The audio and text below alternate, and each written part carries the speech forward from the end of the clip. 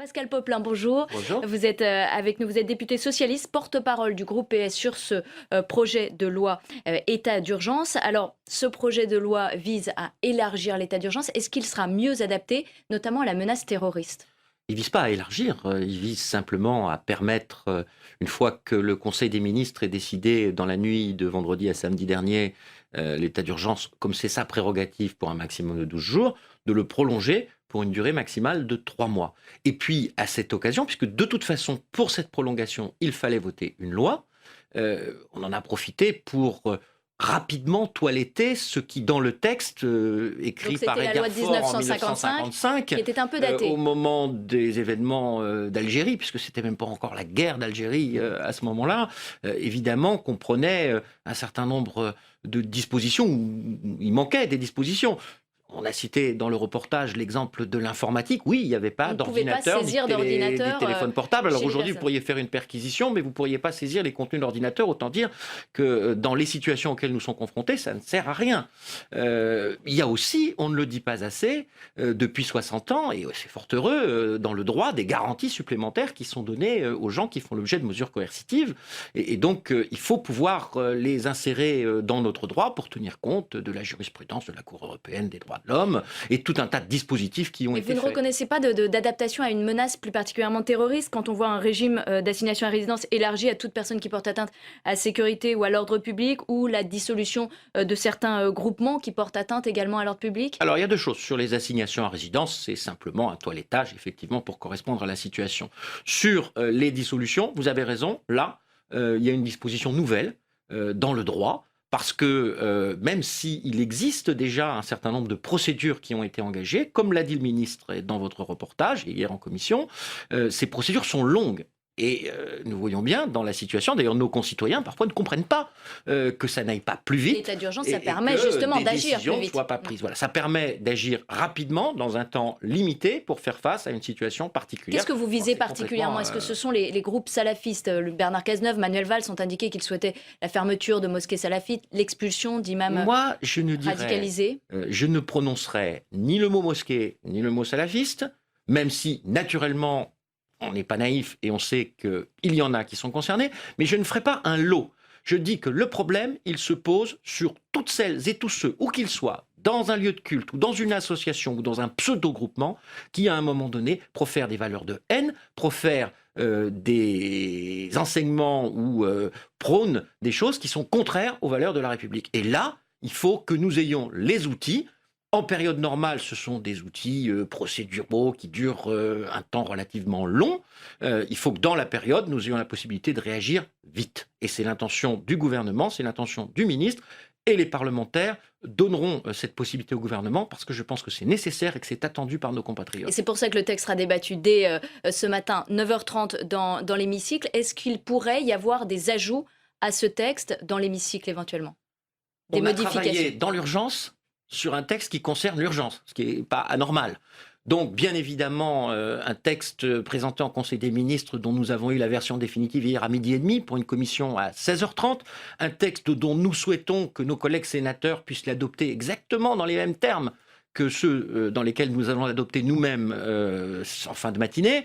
Donc, naturellement, il ne s'agit pas de tordre le bras au Sénat, ça suppose aussi que nous discutions avec les responsables qui sont sur ce texte au Sénat pour faire en sorte de trouver le bon équilibre. Alors, il y a beaucoup de choses qui ont déjà été réglées dans la journée d'hier, même si ça a été rock'n'roll en termes de délai, mais il y avait encore quelques points soulevés hier et sur lesquels il y avait besoin à la fois de regarder si les amendements tournaient d'un point de vue juridique et d'autre part s'ils étaient acceptables pour nos collègues sénateurs. Je pense que ce matin, il y aura quelques amendements encore d'ajustements, mais qui ne modifieront pas l'économie générale de ce texte à la marge. Qui ne le modifieront qu'à la marge. Qu'à la marge. Le texte souhaitait être modifié en commission par les Républicains, notamment sur le port du bracelet électronique. Est-ce que là, ça pourrait bouger sur ce point précis ? Alors, il y a eu une volonté de la part du gouvernement et de la majorité de ne pas être dans le refus systématique des propositions de l'opposition. Donc, hier, on a ajourné à ce matin pour regarder ce qui était possible. Alors, il y aura sans doute un amendement du gouvernement, mais on ne peut pas, pour des raisons juridiques, proposer le bracelet électronique pour toute personne qui est assignée à résidence. Il faut réserver éventuellement cette possibilité aux situations de gens qui sont les plus dangereux et en particulier de ceux qui ont fait déjà l'objet de condamnation pour terrorisme. Et en même temps, j'ai très bien entendu les propos extrêmement intéressants de votre invité précédente, qui démontrent d'abord qu'il y a du travail réel qui est fait depuis des mois, contrairement à ce qu'on nous dit sur « il n'y a rien fait », et qu'il ne faut pas avoir des situations toutes faites pour tout le monde. Il faut être pragmatique et prendre les bonnes réponses adaptées aux bonnes situations et aux bonnes personnes. Et pourtant, ce texte, eh bien, il suscite des inquiétudes chez les syndicats, dans les associations qui s'inquiètent d'une atteinte aux libertés publiques. Regardons ce sujet d'Elsa Mondingava. L'état d'urgence, un régime d'exception décrété par François Hollande au soir des attentats de Paris. Une procédure rarissime que la France n'a connue qu'à 2 reprises depuis la guerre d'Algérie. Cette fois, tout le territoire est concerné. Mais la mesure ne fait pas l'unanimité. Certaines associations s'inquiètent d'une dérive sécuritaire. Il y a tout ce qui concerne la liberté de circulation, il y a tout ce qui concerne la liberté de manifestation, il y a tout ce qui concerne, je vous l'ai dit, des perquisitions, uniquement des perquisitions administratives, sans qu'il y ait l'autorisation d'un juge. Et vous voyez bien qu'à partir de là, ça ouvre la porte quand même à des perquisitions un petit peu tous azimuts, y compris envers des gens qui ont croisé telle personne qui serait susceptible d'eux, qui serait le cousin du cousin du cousin de la personne susceptible d'eux. Ça peut aller extrêmement loin. Même constat et mêmes inquiétudes pour le syndicat de la magistrature, opposé à l'état d'urgence. Il n'est pas nécessaire, les enquêtes peuvent être menées parfaitement dans le cadre du droit commun. Il est dangereux parce qu'il nous fait verser dans un autre régime dans lequel l'administration, les préfets, le ministère de l'Intérieur s'arrogent des pouvoirs qui vont très au-delà de ce que doivent permettre simplement la préservation des libertés. Ce n'est pas un système de vase communicant où il y a moins de liberté pour plus de sécurité ou plus de sécurité pour moins de liberté. Des réserves très mal accueillies par certains commissaires de police. Pour ce syndicat, le risque terroriste justifie des mesures exceptionnelles et des pouvoirs renforcés pour la police. Pour se retrouver quand même dans la cible des services de renseignement, il faut quand même qu'on ait des éléments, qu'on ait des critères. Je comprends la préoccupation sur le plan intellectuel. Je ne suis pas certaine qu'aujourd'hui nous ayons le temps de nous interroger et de nous intéresser à des gens qui n'ont rien fait. Je suis même certaine du contraire. Donc je voudrais surtout rassurer. Et après, une fois encore, si malheureusement on vient à commettre des erreurs, je pense qu'il faut qu'on l'assume. Le droit à l'erreur aujourd'hui me paraît être la contrepartie du devoir d'efficacité qu'on a pour la totalité de ce pays. Après l'horreur, la France s'interroge sur un nouvel équilibre entre liberté et sécurité. Est-ce qu'on va être face à un État policier ? Non, mais je crois qu'il faut se garder de tout excès. Il est sain dans une démocratie qui ait un certain nombre d'organisations, même si elles sont extrêmement minoritaires dans l'opinion, qui alertent. C'est leur rôle. Et c'est notre rôle en tant que parlementaire d'en tenir compte. Nous ne serons dans cette affaire ni des agneaux, ni des faucons. Mais il faut trouver l'équilibre, il faut être réaliste, il faut être pragmatique, en même temps ne jamais perdre de vue les principes de notre droit. Vous avez mis des garde-fous dans ce texte ? Bien sûr qu'il y a des garde-fous. D'abord, les magistrats, tout cela se fait sous l'objet d'un contrôle juridictionnel. Cela se fait sous l'objet d'un contrôle juridictionnel, ce qui n'était pas le cas d'ailleurs. Et c'est une des modifications, je l'ai dit tout à l'heure, par rapport à ce qui se passait en 1955. Vous avez vu que sous l'impulsion de Jean-Jacques Urvoas, qui est le rapporteur de ce texte, nous avons souhaité qu'il y ait également un contrôle parlementaire. Bon, et puis, pour être membre de la Commission nationale des techniques de renseignement et d'avoir bien entendu ce que les uns et les autres nous disaient au moment du vote de cette loi, surveillance générale, massive, etc.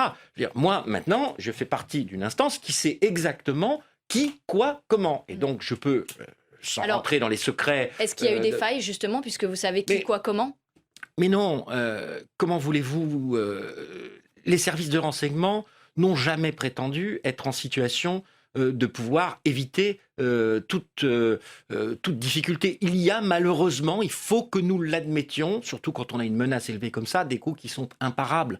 On ne peut pas mettre sur écoute justement l'ensemble de la population, on ne peut pas mettre un policier derrière chaque citoyen. Mais s'il y avait plus de moyens, est-ce qu'on pourrait travailler mieux ? Mais il faut toujours souhaiter qu'il y ait davantage de moyens. Et il me semble d'ailleurs que ce gouvernement, non pas depuis vendredi dernier, non pas depuis les attentats de janvier, même si à chaque fois il y a eu des mesures supplémentaires qui ont été annoncées, mais depuis 2012, ce gouvernement a décidé, avec cette majorité, de redonner des moyens à nos forces, des moyens qui leur avaient été supprimés. Je suis navré de devoir le répéter. Le président de la République l'a dit, même avec des fleurs et aimablement au Congrès à Versailles. Il y a eu 13 700 postes de policiers et de gendarmes supprimés au cours du précédent quinquennat. Il y a eu 8% de baisse des crédits de la sécurité au cours du précédent quinquennat. Et depuis 2012, progressivement, nous réparons cela. Cela prend du temps, cela nécessite des moyens, mais nous le faisons avec détermination parce que c'est un enjeu fort pour la sécurité des Françaises. Merci Pascal Popelin d'avoir été avec nous ce matin, député socialiste et porte-parole du groupe PS sur le projet de loi état d'urgence qui sera donc en débat et voté certainement ce matin dans l'hémicycle. Merci d'avoir été avec nous.